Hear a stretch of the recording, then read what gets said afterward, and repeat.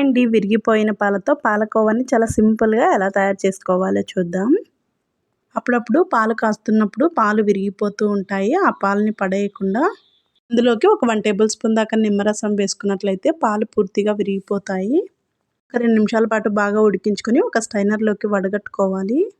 ఇలాంటి స్టైనర్ లేకపోతే ఏదైనా పల్చటి క్లాత్లోకి కూడా వడగట్టుకోవచ్చు. ఇందులోకి కొంచెం కొంచెం వాటర్ వేసుకుంటూ కడిగి తీసుకున్నట్లయితే పాల వాసన రాకుండా ఉంటుంది.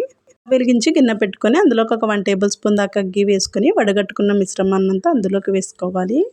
పన్నీర్లో వాటర్ ఏమీ లేకుండా బాగా ఇంకిపోయిన తర్వాత అందులోకి ఒక అరకప్పు దాకా షుగర్ వేసుకోవాలి. ఈ షుగర్ అంతా బాగా కరిగిపోయిన తర్వాత ఇందులోకి ఒక చిటికెడంతా ఇలాచీ పౌడర్ని వేసుకున్నట్లయితే ఫ్లేవర్ చాలా బాగుంటుంది. లో ఫ్లేమ్లో ఉంచుకొని ఒక నిమిషం పాటు బాగా కలుపుకున్నట్లయితే మనకి పాలకోవా రెడీ అయిపోయినట్లే. విరిగిన పాలతో ఇలా పాలకోవాని తయారు చేసుకోండి. టేస్ట్ అయితే చాలా బాగుంటుంది. ఒకసారి తప్పకుండా ట్రై చేసి చూడండి. Thank you for watching.